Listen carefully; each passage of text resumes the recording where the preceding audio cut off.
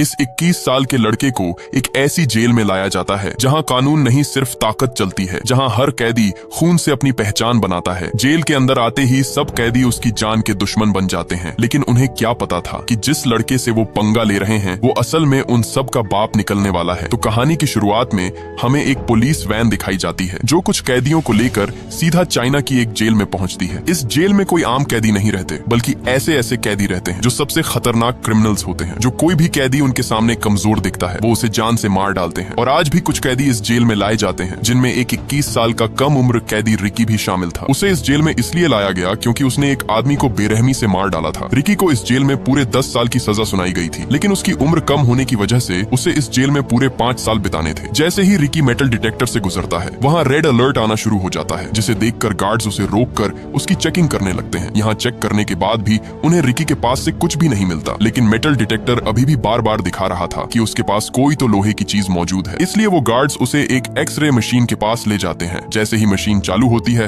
तो वहाँ उसके सीने पर एक नहीं बल्कि पूरी की पूरी 5 गोलियां फंसी हुई थीं और इन्हीं गोलियों को मशीन डिटेक्ट कर रही थी। ये देखकर वहाँ मौजूद गार्ड्स एकदम से चौंक जाते हैं कि भला ऐसे कैसे हो सकता है कि एक आम इंसान के सीने के अंदर 5 गोलियां फंसी हों, लेकिन फिर भी वो बिल्कुल सही सलामत खड़ा हो। वो गार्ड उससे कहता है कि तुमने इन गोलियों को निकलवाया क्यों नहीं। आगे से रिकी उसे बताता है कि ये गोलियां मेरी बॉडी के लिए एक पावर है, इसलिए मैंने इन्हें नहीं निकाला। फिर हमें दिखाया जाता है कि यह जेल असल में 4 अलग अलग ब्लॉक्स में बटी हुई है और हर ब्लॉक पर एक खतरनाक कैदी का राज होता है। ये चारों अपने अपने हिस्से के बादशाह होते हैं, जो चाहे करते हैं, जिसे चाहे सजा देते हैं। हर सेल का लीडर अपने इलाके में किसी को सांस भी अपनी मर्जी से लेने नहीं देता और जेल का हर एक कोना डर, खून और जुल्म से भरा हुआ है। सुबह होते ही सब अपने कामों में लगे हुए थे। तभी वहाँ एक कैदी आता है जिसका नाम सैमुअल था, जो वेस्ट ब्लॉक का लीडर था। वह आते ही वहाँ एक बूढ़े कैदी विंग को पीटने लगता है, क्योंकि उसने उसका कहना नहीं माना था, इसलिए वह उसे वहाँ पीट डालता है। दरअसल ये आदमी अपनी पूरी जिंदगी इस जेल में बिता चुका था और उसे इस जेल से बाहर जाने की कोई भी उम्मीद नहीं नजर आ रही थी, क्योंकि उसे पता था कि वो इन जालिम और बेरहम कैदियों के बीच ज्यादा देर तक जिंदा नहीं बच पाएगा। इसलिए उसने जेल में ही एक छोटा सा खिलौना अपने बेटे के लिए बनाया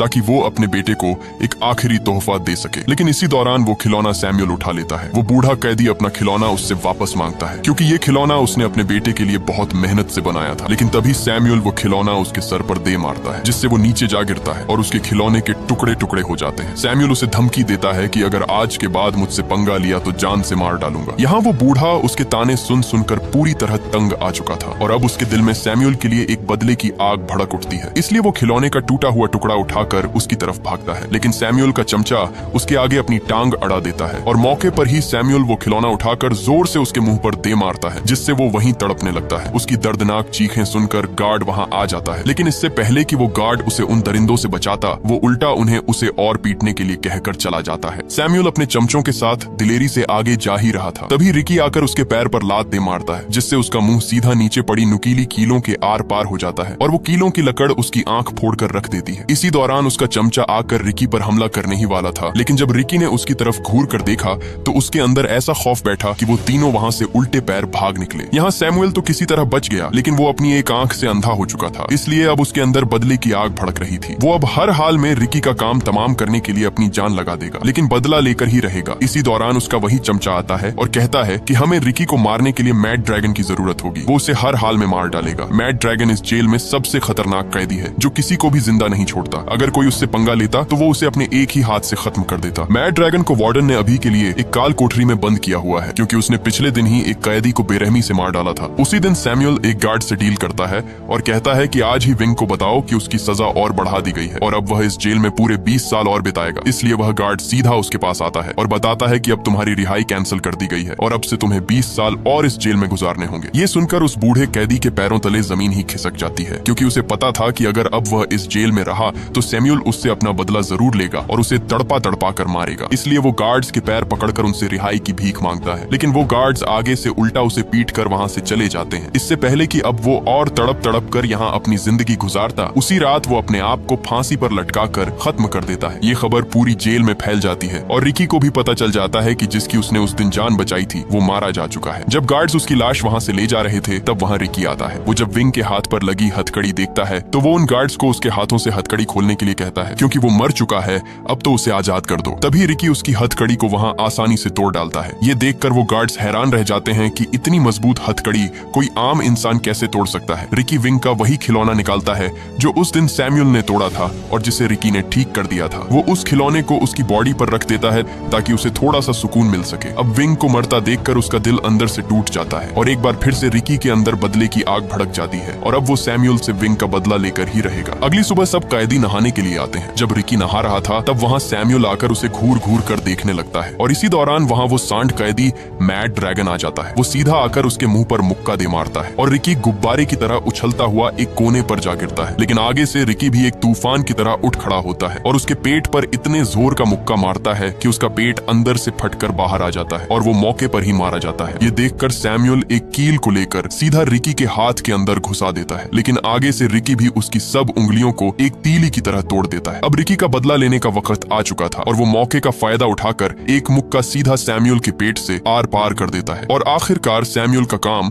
वहीं पर तमाम हो जाता है। सामने खड़े कैदी ये सब देखकर अपने होश ही खो बैठते हैं। इसी दौरान गार्ड आकर उसे वहाँ से पकड़ कर ले जाते हैं। तभी वहाँ एक कैदी नरूमी जो नॉर्थ ब्लॉक का लीडर था वो उसके पास आता है। आया तो वो रिकी के अंदर अपना डर बैठाने के लिए था, लेकिन जब उसने रिकी के हाथों मैड ड्रैगन को मरते देखा तब वो उसे चूहे की तरह अपना दोस्त बनने के लिए कहता है। लेकिन रिकी उसे कुछ भी कहे बिना वहाँ से चला जाता है। उसे सीधे एक ऐसे सेल में बंद कर दिया जाता है जहाँ सबसे खतरनाक कैदियों को रखा जाता था। जैसे पहले मैड ड्रैगन था, इसलिए अब उसे भी यहाँ इस सेल में छोड़ दिया गया। लेकिन तभी उसके सीने के अंदर दर्द शुरू हो जाता है और इसी के साथ हमें फ्लैशबैक का सीन दिखाया जाता है जब वह एक स्टूडेंट था और उसके माँ बाप पहले ही इस दुनिया से जा बसे थे। वह अपनी माँ बाप की कब्र पर आता है तो वहाँ उसके सामने उसका मास्टर जैंग खड़ा हुआ था जो बचपन में उसे मार्शल आर्ट की ट्रेनिंग देता था। मास्टर उसे उसकी ताकत दिखाने के लिए कहता है, लेकिन जैसे ही वह मास्टर पर हमला करता है मास्टर उसे एक ही झटके में नीचे गिरा देता है। इसलिए यहाँ मास्टर उसे बताता है कि तुम अभी पूरी तरह मास्टर नहीं बने हो, तुम्हारे अंदर अभी भी कमजोरी है जिसे तुम्हें पूरा करना होगा और उसे पूरा करने के लिए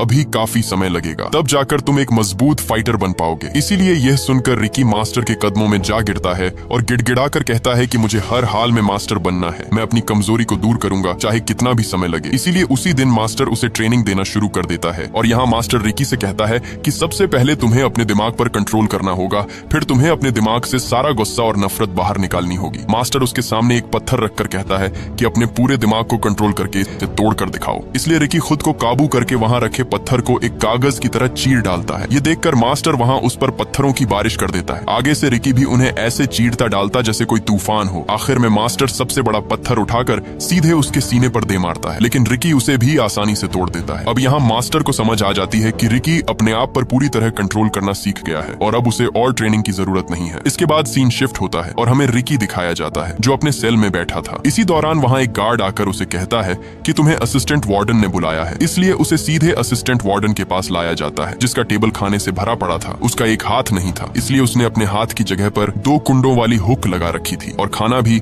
वह उसी हुक से खा रहा था। वार्डन गार्ड को रिकी की रिपोर्ट पढ़ने को कहता है। गार्ड उसकी रिपोर्ट पढ़कर बताता है कि रिकी एक यतीम था, उसके माँ बाप नहीं थे और वह बचपन से ही अनाथ आश्रम में ही रह रहा था। उसे स्कूल से भी इसलिए निकाल दिया गया था क्योंकि वहाँ भी वह किसी को भी पकड़कर पीटना शुरू कर देता था। इसलिए उसने म्यूजिक कॉलेज में दाखिला लिया जहाँ उसने बांसुरी बजाना सीखा। यहाँ तक कि वह अपनी कम उम्र में ही एक गैंग के साथ मिलकर उसने एक आदमी की जान ले ली, इसलिए उसे यहाँ इस जेल में लाया गया। यह सुनकर वार्डन उसके पास आकर पूछताछ करता है कि तुम्हारे सीने में 5 गोलियां आई कैसे, लेकिन रिकी मुस्कुराते हुए कोई भी जवाब नहीं देता। इसलिए वार्डन उसे एक तस्वीर दिखाता है जो रिकी की दोस्त की थी। रिकी जब उसे लेने के लिए अपना हाथ आगे बढ़ाता है तभी वार्डन उसके हाथ पर वो कुंडों वाली हुक घोंप देता है और लगातार उस पर मुक्कों की बारिश कर देता है। वार्डन उसका मुंह खुलवाने की बहुत कोशिश करता है, लेकिन आगे से रिकी उसके मुंह पर थूक देता है। इसलिए गुस्से में आकर वार्डन उस तस्वीर को कुचल डालता है, जिसे देखकर रिकी का खून खौल उठता है और उसने वहीं पर टेबल के 2 टुकड़े कर दिए। ये देखकर वार्डन बिल्ली की तरह एक कोने में जा छुपा। रिकी उसका मुंह तोड़ने ही वाला था, लेकिन उसने अपने गुस्से को काबू किया और वहाँ से चला गया। रात रिकी अपने सेल में बैठा उसी तस्वीर को देखकर बहुत दुखी था, क्योंकि ये तस्वीर उसकी दोस्त केको की थी, जो पहले दोनों हर दिन अपनी जिंदगी हंसी खुशी गुजारते थे, लेकिन जेल आते ही उसकी जिंदगी एक कुत्ते की तरह होती जा रही है। वो अपने आप को शांत करने के लिए वही बांसुरी बजाता है जो वो अपनी दोस्त के साथ बैठकर बजाता था, लेकिन तभी एक गार्ड आकर उसे बांसुरी बजाने से मना करता है और कहता है कि अगर दोबारा बांसुरी बजाई तो बांसुरी के टुकड़े टुकड़े कर दूंगा। अगले दिन जब सैमुअल का चमचा अपने सेल से बाहर आया तब उसके पीछे कुछ कैदी पड़ जाते हैं, क्योंकि उसी की वजह से विंग अपनी जान से हाथ धो बैठा। अब ये सब उससे विंग का बदला लेना चाहते थे। वो उसे एक नुकीली तलवार से काटने ही वाले थे, लेकिन तभी वहाँ वही कैदी नरूमी आता है। वो उन्हें उसे मारने से मना करता है, क्योंकि अगर उसे मार दिया गया तो तुम सबकी सजा और बढ़ा दी जाएगी, यहाँ तक कि उन्हें सजाए मौत भी हो सकती है। लेकिन वहाँ वोंग नाम का कैदी उस पर गुस्सा होता है और कहता है कि जब हम पर जुल्म होता था तब तुम कहाँ थे? उस वक्त तुमने हमारी मदद क्यों नहीं की? और अब जब हमारी बारी आई तो तुमने इसे जिंदा रहने के लिए क्यों छोड़ दिया? वो उससे कहता है कि हमें इसे जिंदा नहीं छोड़ना चाहिए,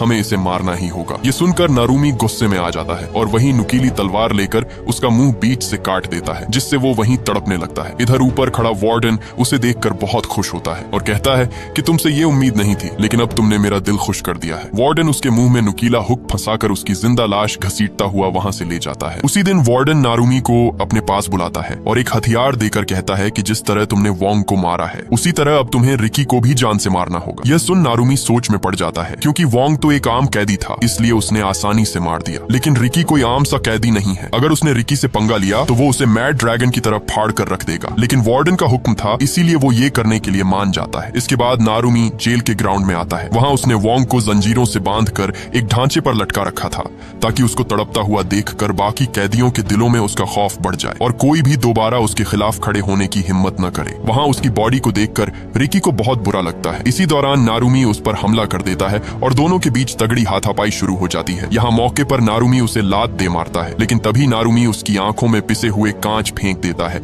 जिससे रिकी वहाँ पूरी तरह अंधा हो जाता है। उसे वहाँ कुछ भी दिखाई नहीं दे रहा था। इसी का फायदा उठाकर नारुमी ने उसके एक बाजू पर छुरा दे मारा, जिससे रिकी नीचे जा गिरता है। लेकिन मौके पर ही रिकी को वहाँ पानी की पाइपलाइन मिल जाती है। उसने जल्दी से वो पाइपलाइन तोड़ दी, जिससे तेज पानी निकलना शुरू हो जाता है और मौके पर उसने अपनी आंखें धो डाली और एक बार फिर से वो खौफनाक तूफान बन जाता है और नारुमी पर कुत्ते की तरह टूट पड़ता है। और तभी वो उसके सर पर ऐसा चमाट दे मारता है कि उसकी आंख कंचे की तरह निकलकर नीचे जा गिरती है। इसी दौरान वार्डन भी वहाँ पहुंच जाता है और नारुमी को ढेर होता देखकर उसका मुंह खुला का खुला ही रह जाता है। रिकी जल्दी से अपनी नसों को खींचकर एक दूसरी से बांध देता है और एक बार फिर हमले के लिए तैयार हो जाता है। लेकिन इसी दौरान नारुमी हार मान जाता है और एक चाकू सीधा अपने पेट में घोंप देता है। लेकिन ये उसकी एक चाल थी। रिकी जैसे ही उसके पास आता है, वहाँ वो अपनी आंतों को बाहर निकालकर रिकी के गले में लपेट देता है। लेकिन रिकी ने मौके पर ही उसे ऊपर उठाकर उसके सर पर ऐसा मुक्का दे मारा कि उसके सर की सब हड्डियों का कीमा बन गया और उसका काम वहीं पर तमाम हो जाता है। इसके बाद रिकी वोंग की बॉडी नीचे उतारता है। वो सब उसे उठाने की कोशिश करते हैं, लेकिन तब तक देर हो चुकी थी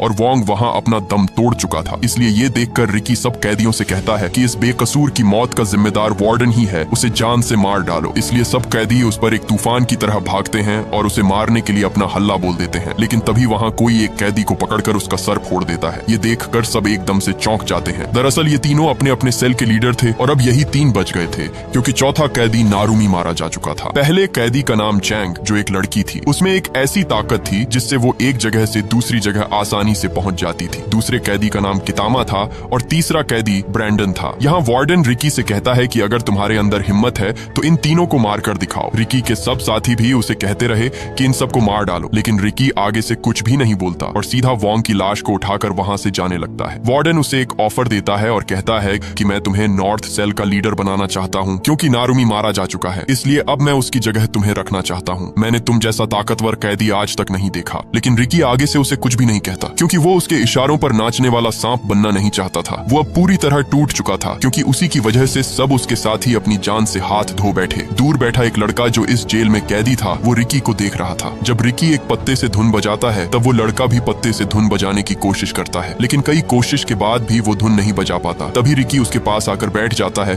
और उसे धुन बजाना सिखाता है। लेकिन इसी दौरान वो लड़का आगे से रोने लगता है। रिकी उससे कहता है कि तुम रो क्यों रहे हो, आखिर वजह क्या है? तब वो लड़का अपना मुंह खोलता है तो वहाँ उसकी आधी जबान कटी हुई थी। दरअसल वार्डन का एक राज था जो सिर्फ उसे ही पता था, इसलिए वार्डन ने अपना राज छुपाने के लिए उसकी जबान ही काट दी। यह देखकर रिकी के अंदर वार्डन से बदला लेने की आग और भी बढ़ जाती है। रिकी उसे अपनी वो बांसुरी दे देता है। जैसे ही वो उस बांसुरी को बजाता है, तब वो बांसुरी बजने लगती है, जिसे देखकर वो बहुत खुश होता है। खुशी के बदले में वो लड़का रिकी को कुछ पत्ते देता है ताकि वो भी उन पत्तों से बांसुरी बजा सके। लेकिन जब रिकी उन पत्तों को देखता है तो उसे शक पड़ जाता है, क्योंकि वो पत्ते नशा बनाने के लिए इस्तेमाल होते हैं और हकीकत में सब सेल के लीडर इन पत्तों को बेच के काफी तगड़ा पैसा छाप रहे थे। रिकी उससे पूछता है कि ये पत्ते तुम्हें कहाँ मिले। वो उसे बताता है कि मैंने ये पत्ते वेस्ट ब्लॉक से लिए थे। इधर वही लड़की उन्हें ऊपर से छुप कर देख रही थी, क्योंकि वही थी वेस्ट ब्लॉक की लीडर जो सबको ये पत्ते बेचती थी। वो लड़की सीधा एक कमरे में आकर अपने दोस्तों को सब कुछ बताती है कि हमारा पोल खुल चुका है, क्योंकि उस लड़के ने उन पत्तों के बारे में रिकी को बता दिया है। इसलिए वो उस लड़के को अपने पास बुलाती है और वहाँ एक लीडर उसे एक चाकू देकर कहता है कि तुम्हें आज रात रिकी का काम तमाम करना होगा, नहीं तो कल सुबह तुम जिंदा नहीं उठ पाओगे। लेकिन आगे से वो लड़का उसे साफ साफ मना कर देता है। इसलिए गुस्से में आकर वो लड़की उसे बेरहमी से मार डालती है। उन्होंने उसकी लाश जेल के बीच रख दी थी और सब कैदी वहाँ उसकी उसकी लाश को देखकर बहुत डरे हुए लग रहे थे। जब रिकी को ये पता चलता है तो वो सीधा उसकी लाश के पास आता है। वहाँ उसकी बॉडी को उन जालिमों ने पीस डाला था। लाश के पास आते ही रिकी को वही बांसुरी पड़ी मिलती है जो उसने उस दिन उस लड़के को दी थी। रिकी अपने साथी को मरता देखकर उसके अंदर गुस्सा उभर आता है। इधर वार्डन को भी उस लड़की के काले करतूत पता चल चुके थे, जिससे वो उस पर बहुत गुस्से होता है। दूसरी तरफ रिकी ने पूरे का पूरा उन पौधों का बाग ही जलाकर राख कर डाला। वो लड़की वहाँ भाग कर आती है, लेकिन तब तक देर हो चुकी थी और उसके सब पौधे जलकर वहाँ राख बन गए थे। रिकी गुस्से से उसे कहता है कि जिस तरह तुमने मेरे साथी को मारा है उसी तरह मैं भी तुम्हें तड़पा तड़पा कर मारूंगा। उन दोनों के बीच लड़ाई शुरू होने ही वाली थी कि तभी वो लड़की गोली की तरह भागकर उसे ऐसा मुक्का दे मारती है। वो उड़ता हुआ सीधा एक दीवार के साथ जा लगता है। इधर जब जेल के अंदर सब कैदियों को पता चलता है कि बाहर आग पूरी तरह फैलती जा रही है, इसलिए सब कैदी मौके का फायदा उठाकर वहाँ से बाहर भागने लगते हैं। सब कैदी अपनी आजादी के लिए उस बिल्डिंग से बाहर नीचे भाग जाते हैं, क्योंकि उनके पास यही एक आखिरी मौका था इस जेल से भागने का। दूसरी तरफ वार्डन को भी सब पता चल जाता है, इसलिए वो उस गार्ड पर बहुत गुस्से होता है। लेकिन तभी एक गार्ड आकर उसे बताता है कि कल वार्डन यहाँ आ रहा है। ये खबर सुनकर असिस्टेंट वार्डन के होश ही उड़ जाते हैं, क्योंकि अगर वार्डन कल यहाँ आ गया तो सब कैदियों के साथ साथ उसकी भी कुत्ते की तरह धुलाई होने वाली थी। इधर रिकी भी पूरी तरह अपनी हिम्मत हार जाता है, लेकिन तभी उसके जहन में उसके मास्टर की बात आती है। उसके मास्टर ने उसे कहा था कि जब तुम्हें महसूस हो कि तुम अपने दुश्मन के सामने हारने वाले हो, तब उसे कभी भी अपनी असली ताकत का एहसास मत होने दो, बल्कि उसे यह यकीन दिला दो कि तुमने हार मान ली है, जिससे वो थोड़ा ठंडा पड़ जाएगा और तब तुम अपनी सब ताकत एक ही जगह पर इकट्ठी कर लो और मौके का फायदा उठाकर उस पर हमला कर दो। और रिकी भी ऐसा ही करता है और वो दोबारा से उसके सामने हमले के लिए तैयार खड़ा हो जाता है। लेकिन तभी वही कैदी ब्रैंडन वहां आ जाता है। वो रिकी पर रस्सियों से हमला करने लगता है, क्योंकि उसके पास रस्सी फेंकने की एक बहुत खतरनाक ताकत थी। उसने उन रस्सियों के कोने पर एक बड़ी सी नुकीली कील लगाई हुई थी जो सबके शरीर के आर पार हो जाती है। तभी उसने एक के बाद एक हमला कर करके रिकी की बॉडी नुकीली कीलों से सील दी। इसी दौरान वहाँ वो कैदी कितामा आकर उसे पकड़ लेता है। वो उसे मारने ही वाला था कि इसी दौरान वहाँ अलार्म बजने लगता है और सबको अपने अपने सेल के अंदर जाने के लिए कहा जाता है, और जो नहीं जाएगा उसे गोलियों से भून दिया जाएगा। लेकिन कितामा भी उनकी एक बात नहीं सुनता और रिकी से बदला लेकर ही जाने वाला था, इसलिए गार्ड्स उस पर गोलियों की बरसात कर देते हैं और मौके पर ही वो सब वहाँ से भाग निकलते हैं। कितामा रिकी को एक सेल के अंदर ले आता है। सेल के अंदर आते ही उसका दरवाजा बंद हो जाता है और दोनों तरफ से सीमेंट सेल के अंदर भरने लगता है, जिससे वो दोनों सीमेंट के अंदर पत्थर बनकर मरने वाले थे, क्योंकि ये चाल वार्डन की ही थी। वार्डन किसी भी हाल में रिकी का काम तमाम करना चाहता था, लेकिन रिकी मौके पर ही उसका दरवाजा तोड़कर भाग निकलता है और कितामा को भी बाहर ले आता है। ये देखकर वार्डन हैरान हो जाता है, क्योंकि उसे रिकी से ये उम्मीद नहीं थी कि वो कितामा की मदद करके उसे बाहर निकाल कर ले आया। रिकी वहाँ खड़ा ही था, लेकिन उस पर कितामा और सीमेंट का दबाव होने की वजह से वो दोनों नीचे जा गिरते हैं। उसने अपने गार्ड से कहा कि कल वार्डन आने वाला है और जेल में जो कुछ हुआ उसके सब सबूत मिटा दो। मैं वार्डन के जाने के बाद रिकी को सबक सिखाऊंगा। अगले दिन सब वार्डन के आने के इंतजार में खड़े थे। कई घंटों के इंतजार के बाद भी उन्हें वार्डन का नामो निशान तक नहीं दिखा, इसलिए सब थक हार कर वहीं पर लेट जाते हैं। लेकिन तभी दूर उन्हें वार्डन की गाड़ी आती हुई दिखाई देती है, जिसे देखकर सब वहाँ अलर्ट हो जाते हैं। वार्डन के साथ उसका बेटा भी था। आते ही वार्डन शेंग उसे बताता है कि कल नशीले पत्तों का पूरा बाग रिकी नाम के एक कैदी ने जला डाला। ये सुनकर वार्डन उस पर बहुत गुस्से होता है। इसके बाद शेंग उसे रिकी के पास ले आता है, जहाँ रिकी एक सेल में बंद था और उसकी पूरी बॉडी सीमेंट से जकड़ी हुई थी। लेकिन तभी रिकी ने अपनी बॉडी से सब सीमेंट की परात तोड़ दी और मौके पर ही उसने वार्डन के गले को दबोच लिया। लेकिन इससे पहले वो उसे वहां मार डालता, तभी एक दीवार तोड़कर कितामा उस पर हमला कर देता है। कितामा उसके हाथों को जेल की मोटी सलाखों के अंदर दबोच देता है और उस पर लगातार मुक्कों की बारिश कर देता है। एक के बाद एक मुक्का रिकी की कमर तहस नहस कर देता है। रिकी ने उस दिन उसकी जान बचाई, लेकिन उसने उस पर जरा भी रहम नहीं किया। कितामा उसका सर दबाकर फोड़ने ही वाला था, तभी उसने अपनी पावर दिखाई और उसके गले पर ऐसा मुक्का मारा कि उसका गला फट कर बाहर आ गया। मौके पर रिकी ने उसके हाथ पर ऐसा वार किया कि उसकी सब उंगलियां बिखर कर नीचे जा गिरी और कितामा वहीं पर मारा जाता है। ये देखकर वार्डन ने ऊपर से हाइड्रोलिक प्रेस चालू कर दी, जिसे रिकी रोकने की बहुत कोशिश करता है। लेकिन तभी वार्डन उसे एक जोरदार बिजली का झटका दे मारता है, जिससे तड़प कर वो नीचे जा गिरा। वो हाइड्रोलिक प्रेस भी तेजी से उसके ऊपर आ रही थी, लेकिन इसी दौरान वो हाइड्रोलिक प्रेस अचानक ऊपर जाने लगती है। तब हमारे सामने कितामा आता है, जो अभी भी जिंदा था। उसने उस हाइड्रोलिक प्रेस को ऊपर दबा कर रखा हुआ था, क्योंकि उसके दिल में रिकी के लिए रहम आ गया था, क्योंकि रिकी ने भी उस दिन उसकी जान बचाई थी। इसी का फायदा उठाकर रिकी दरवाजा तोड़कर बाहर निकल आता है। वो तुरंत हाइड्रोलिक प्रेस को रोकता है और कितामा को बाहर आने को कहता है, लेकिन कितामा इतना जख्मी हो चुका था